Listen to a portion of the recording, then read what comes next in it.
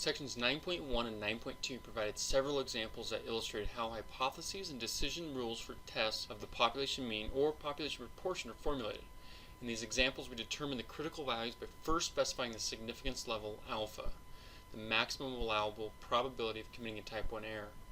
As we indicated, if the cost of committing a type 1 error is high, the decision maker will want to specify a small significance level. This logic provides a basis for establishing the critical value for the hypothesis test. However, it ignores the possibility of committing a type 2 error. Recall that a type 2 error occurs if a false null hypothesis is accepted. The probability of a type 2 error is given by the Greek letter beta. We discussed in section 9.1 that alpha and beta are inversely related. That is, if we make alpha smaller, beta will increase. However, the two are not proportional. A case in point, cutting alpha in half will not necessarily double beta.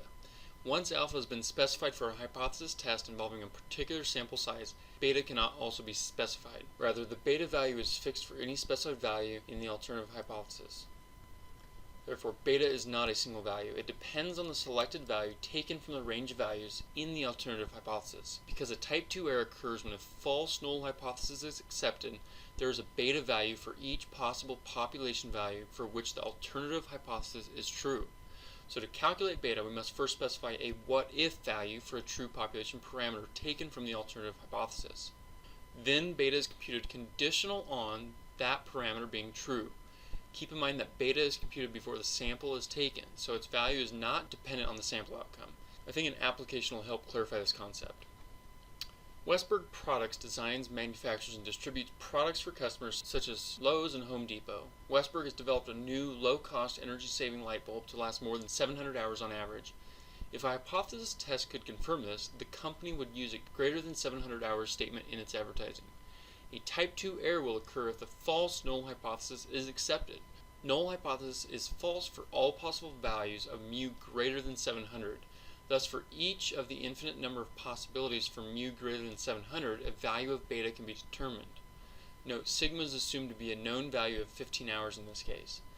This slide shows how beta is calculated if the true value of mu is 701 hours.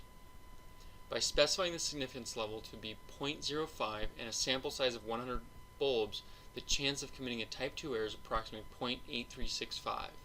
This means that if the true population mean is 701 hours, there's nearly an 84% chance the sampling plan for Westberg Products is using will not reject the assumption that the mean is 700 hours or less. This slide shows that if the what-if mean value is farther from the hypothesized mean of 700, beta becomes smaller.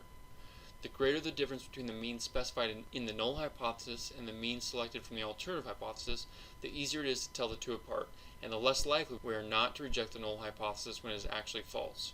Of course, the opposite is also true.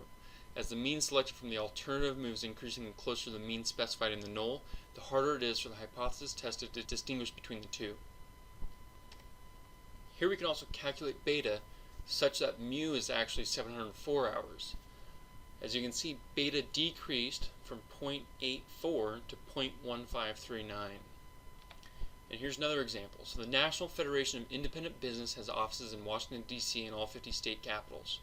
NFIB is the nation's largest small business lobbying group. Its research foundation provides policymakers, small business owners, and other interested parties with empirically based information on small businesses. It often initiates surveys to provide this information. In a speech by a senior administrative official claimed that at least 30% of all small businesses were owned and operated by women. Internal analyses have the number at closer to 25%. So as a result, analysts plan to conduct a test to determine if the percentage of small businesses owned by women was less than 30%.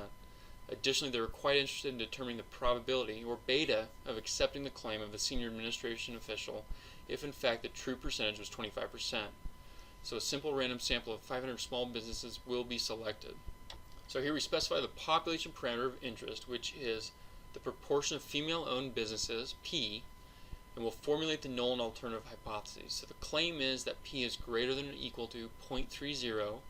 Alternatively, P is less than 0.30.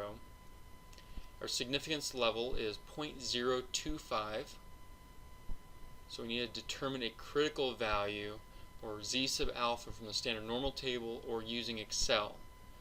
So we know at an alpha of 0.025, our Z sub alpha will become negative 1.96.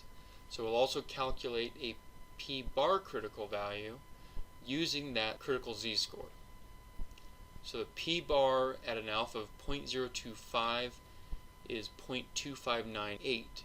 So we'll reject the null hypothesis if anything falls below that.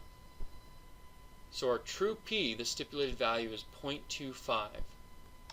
We'll take our p-bar sub alpha, the 0.2598, minus p, 0.25, divided by the standard deviation, and our z is 0.51.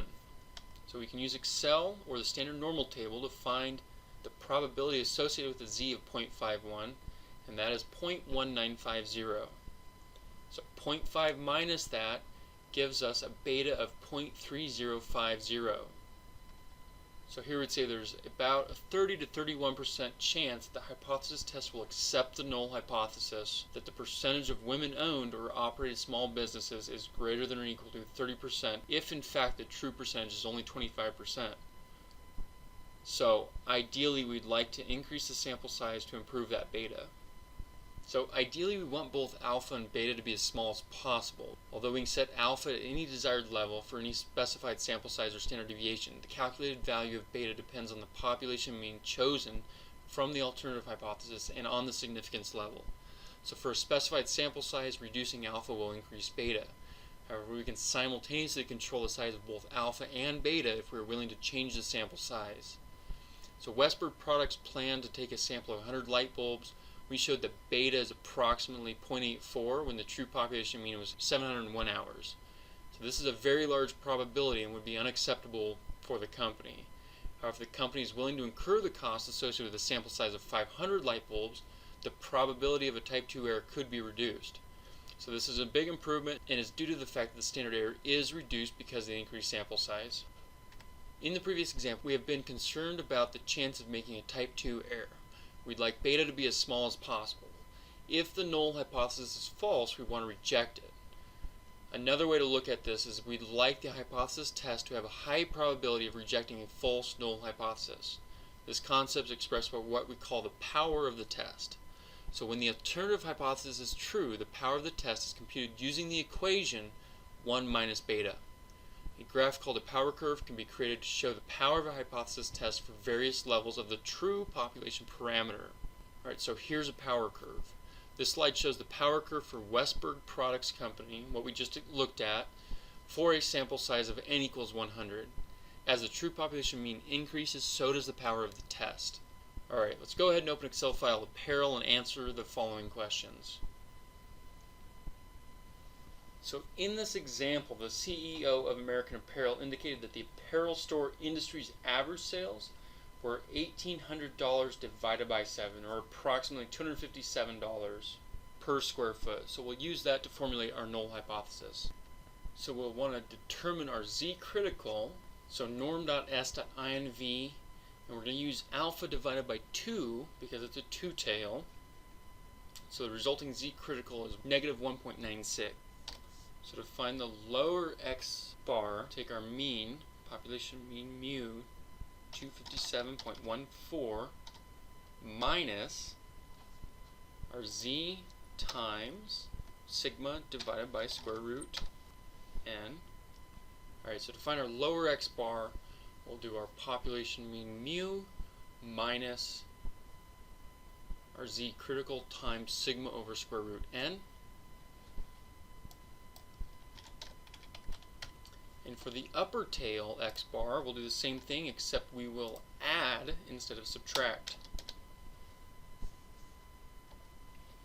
Alright, so the question prompts us to produce the probability that the data will indicate that the American Apparel stores produce an average of 7 times the apparel industry average, when in fact they only produce an average 6 times the apparel industry average with a standard deviation of 100.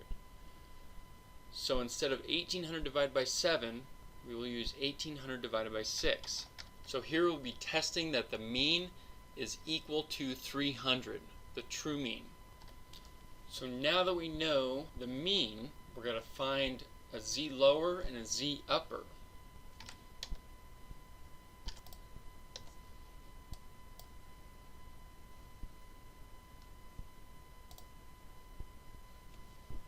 So we can use the norm.s.dist to calculate the probabilities associated with those z-scores that we just computed.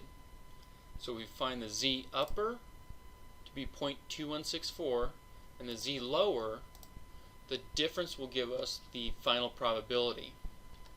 So the probability of 0.2164 is beta. So that's the probability of committing a type 2 error in this case.